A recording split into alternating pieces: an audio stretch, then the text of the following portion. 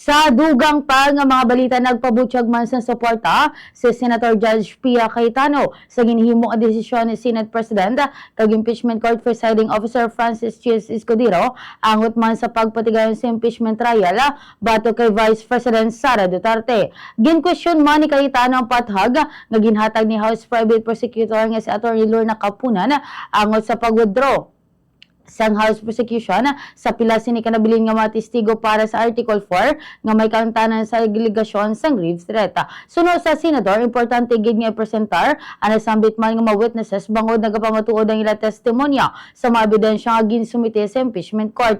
Dugang pa niya nga katungdanan man sa mga abogado nga pamakuton ang mga testigo agud mapabakod kag mapamatudan ang mga ebidensya sa nagapadayon nga trial. Yari bala kag pamatentrangin kabahin sang payag ni Senator Judge Pia Cayetano. I would just like to support the ruling of the presiding officer, cautioning the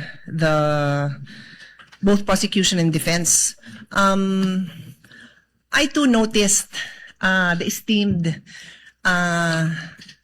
Attorney Lorna Capunan's lengthy explanation on the withdrawal of the witnesses, but because she is Lorna Capunan, nakikinig ako in the same way na even if I don't know some of your names, makikinig ako sa inyo. Rest assured. I think it's her first time to also stand up. So I was being very patient in listening to her. But I did take note of some statements that sabi ko parang conclusions na to or excessive explanation of her observations which I didn't think were proper. So, okay na yon, tapos na yon, pero moving forward nga, Mr. Presiding Officer, I agree with you. And I just need to put this on record kasi nga, sinasabing wag tayo masyadong technical. To a certain extent, kailangan naman ho natin tingnan naman yung rules natin kasi, maayos ho tayo, di ba?